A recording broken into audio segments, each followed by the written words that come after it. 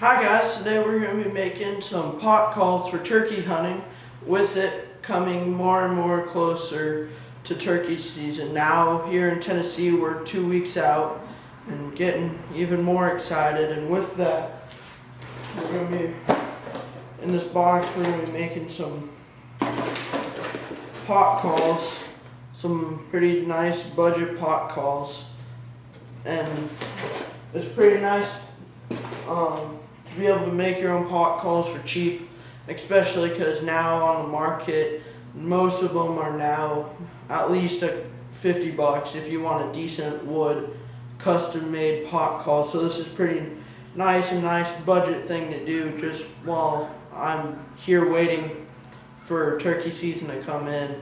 To make a pot call costs you probably $5, but for shipping it costed me $15 to get one pot call. Now if you want striker or different materials such as like copper or anything else, it might run you a different price, but it's around $20 for one pot call minus glue, and that's all you need. So let's get into it. Here I just put down a little cardboard box so that I can put some polyurethane on the wood, just without messing up my dad's workbench. So here we just have some polyurethane, a rag, just to coat the wood with the polyurethane. I have some glue to bond the stuff to the wood, and now this is the materials to make the pot call. So here I have a glass soundboard, a copper surface, and an oak pot, a maple weathered finish striker top, and a diamond wood striker bottom. And we're basically just going to glue that and coat that in polyurethane, and that's basically going to be the striker. Now for the second pot call, I'm going to be using a cherry soundboard with a crystal calling surface and a walnut or a mahogany pot itself. So first we're going to get into sanding. So first we're going to be working on the mahogany pot. The mahogany pot's actually not that bad, sanded wise, just this oak is pretty rough. So all that we're going to do with this mahogany pot, just hit it a little bit with some 320, just to let that polyurethane stick to it. And really, other than that, we should be good. I'm just going to knock down the edges a little bit. This isn't really going to do too much, but just get a nice texture at least. But that's pretty dang smooth. Basically as good as you're going to get it.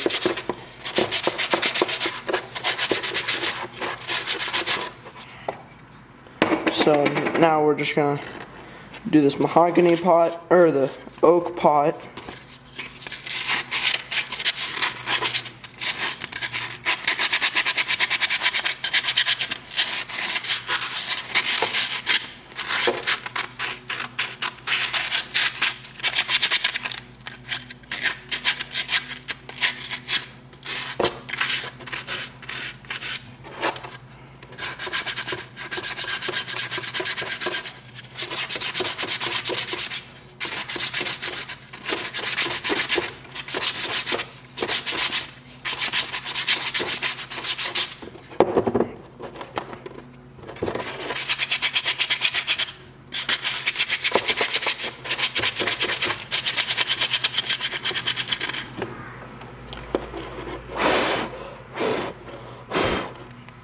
So that's really just going to be good enough.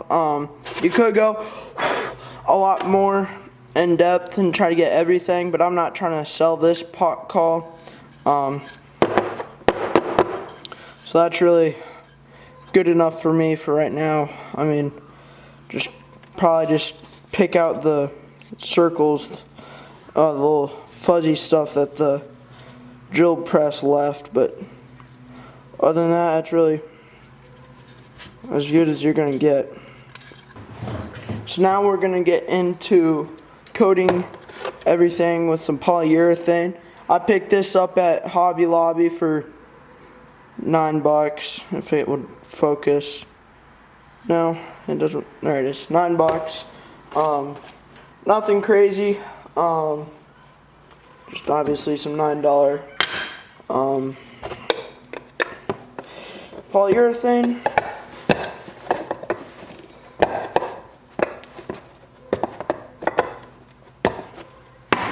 I get this open. So now that we got our polyurethane open, right here, we are going to start coating our pot calls. Just take a little cloth and start coating it.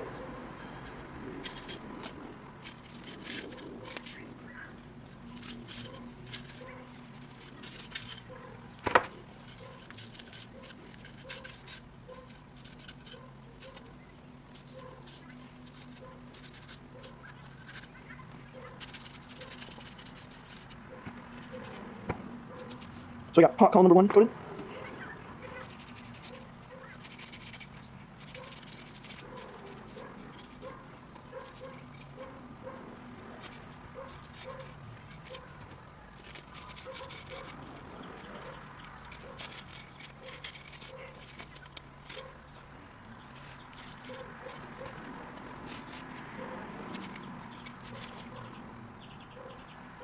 Here's pot call number 2.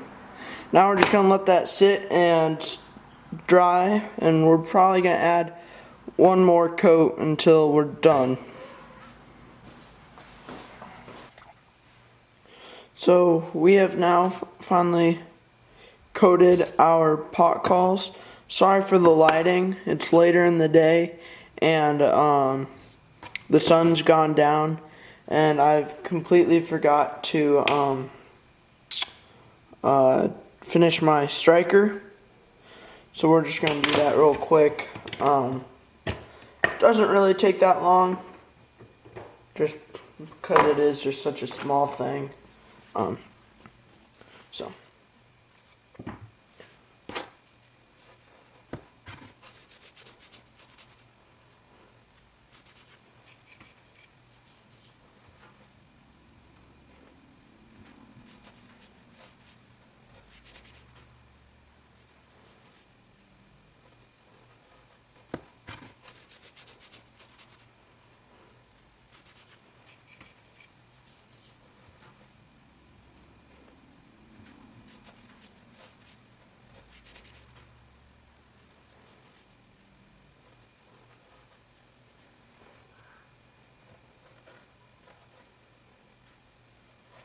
This is just going to give the striker just a little bit of a weather coating, just in case I drop it in some dewy grass or what have you. Now this won't be like a complete waterproof striker, just because these strikers really probably won't play well when wet, just because they won't get friction. This is just gonna help if I drop it in some water, or not water, the dew and something. That's really it. Yeah, essentially that's it. Just coated the striker just to seal it, just at least just one little layer of protection. So I'm just gonna glue it real quick.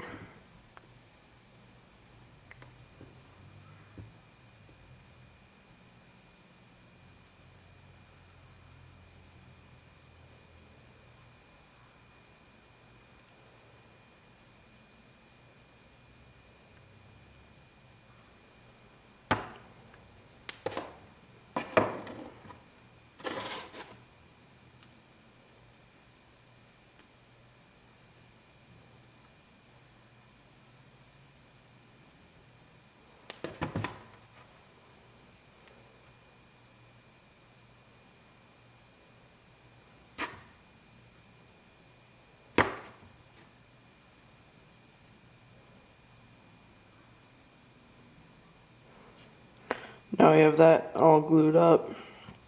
Just wipe off the edges just to get a little cleaner looking striker, not make it look so trashy. Essentially, and there you go. Just pretty basic looking striker. Let this dry overnight and we'll be good. I just have to let my pot calls dry. They're still a little tacky, so I'll catch you guys in the morning. Now it's the next day, and now we're gonna start gluing the soundboards into the pot call.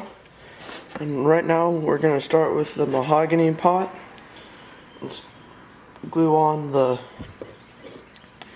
cherry soundboard. And the biggest thing with this right now is that you want to get this centered. At least get it centered first so you can see what it looks like, and then take it off and then glue it on and try to get it perfect again. And just try to find the nicer side. Glue this side.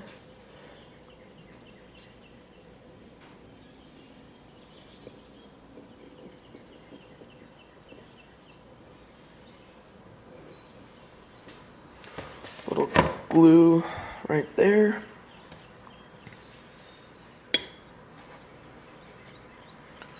There you go. Perfect. Just like that. Now we're going to glue this oak pot and glue a glass soundboard in.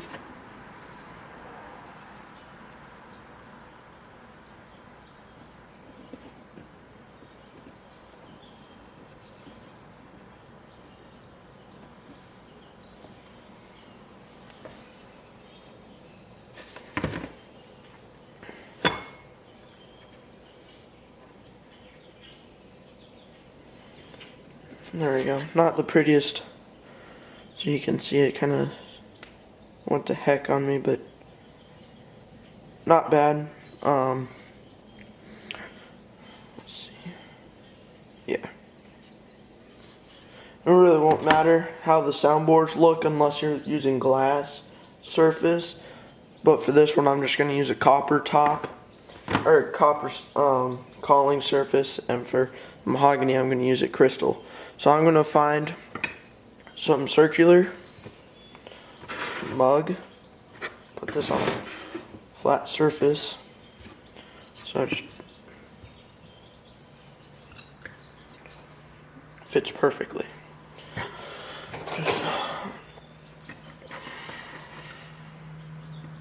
That won't fit.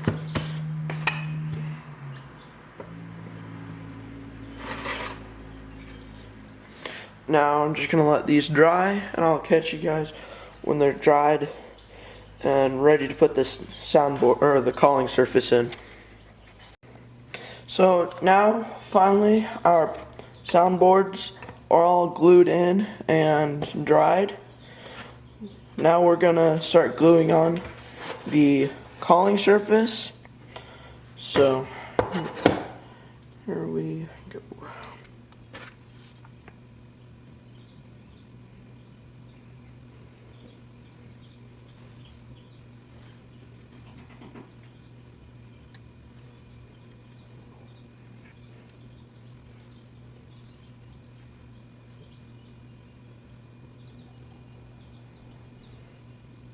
There we go. I'll try to clean off the edges just a little bit at least. Just because it kind of looks a little messy, but it'll be all good. And just take calling surface and just essentially just pop it in.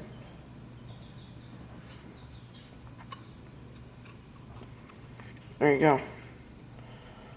Nice copper pot call. Let this sit for probably half an hour, just for first time use at least. And then we'll probably let it dry a little bit more, but I'm gonna try to be a little bit nicer with this pot call, because this pot call has a clear surface. I want to make it look at least just a little decent. And try to clean up. I got some fuzz in here from that cloth I was using, so try to take any and all that stuff out, but just start gluing. But try not to put too much, because it could overflow onto your calling surface. That wouldn't be too good.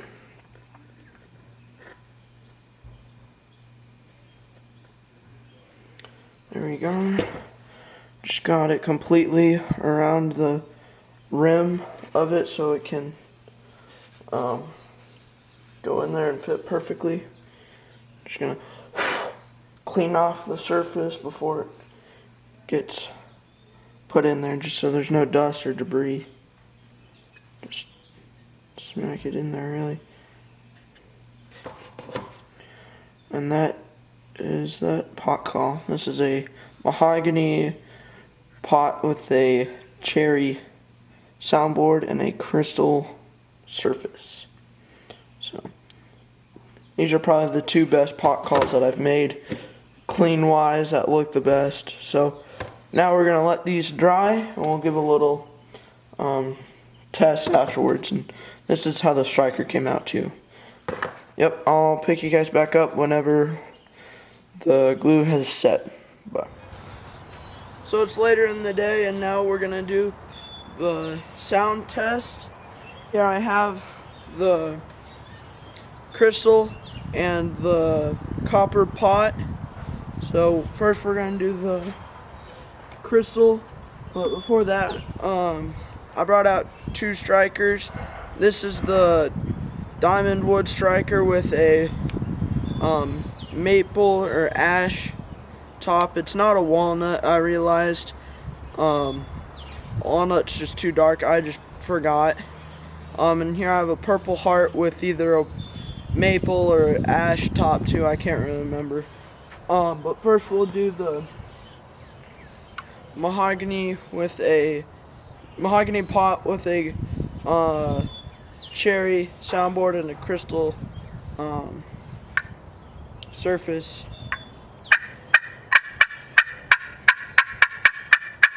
Some cutting, now some yelping.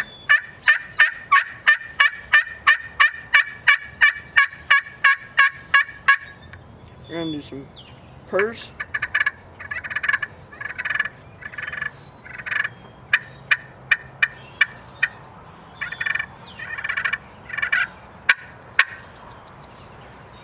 Some cutting again, cutting mixed with some yelps.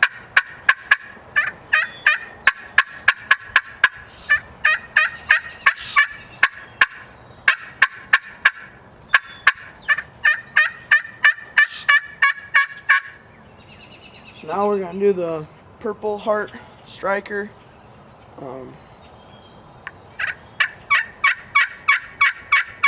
Cutting.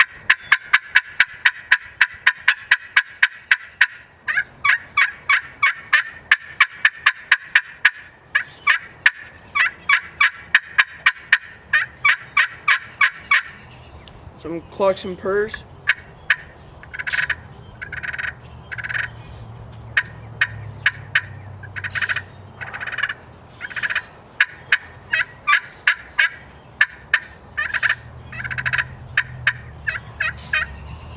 So I really like the Purple Heart striker with this. If it's a really windy day and I need to cut through the wind or some foliage, just because with how thick Tennessee's foliage is, it really soaks up most of the sound that you're trying to produce and get to the tom that's 150 yards away.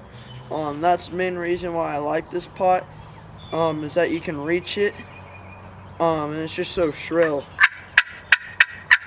I don't know if you can tell, but with this striker compared to this striker just has a lot more pop, and causes, I guess, just a lot more friction, and is able to grab and create the really shrill pops and yelps with this pot, at least, which I really like. Now we're gonna do the copper call. We're gonna do some yelps.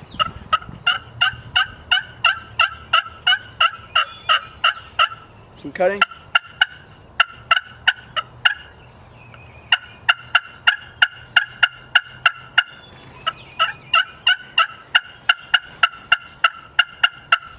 Some purrs.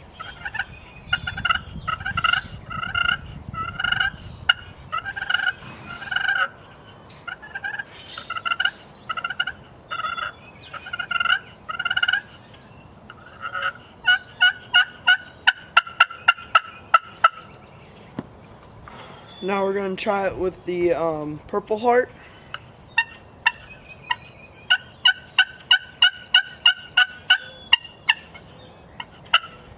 I need to rough it up real quick.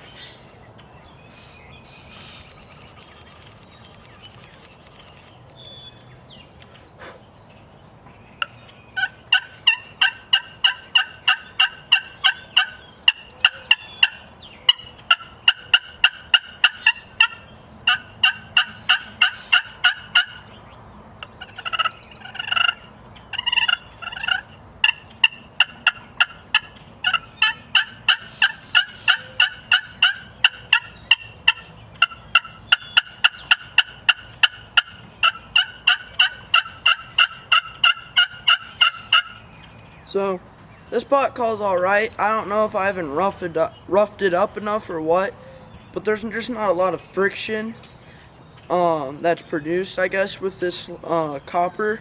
I have another copper call that I really like, and it's copper over glass, which is this call. The only difference is that one has a plastic pot, and this one has a wooden oak pot.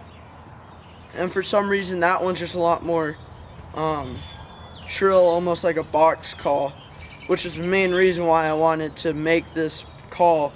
And this call just really didn't turn out too great like I hoped. But all around, I really like making my own pot calls. These two are my third and fourth pot call that I've made, and I really think it's worth it. And just I just like spending my time doing it.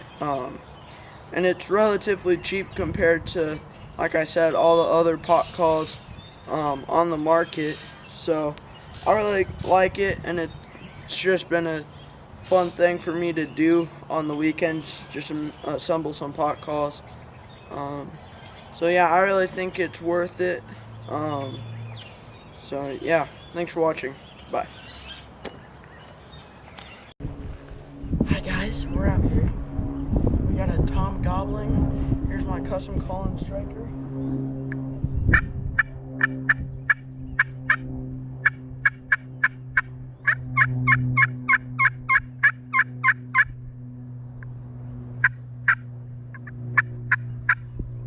There he was, just right there.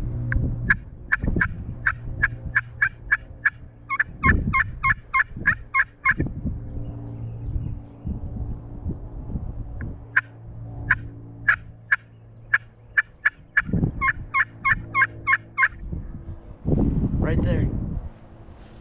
Well, that's custom homemade calls made for $20. Thanks for watching.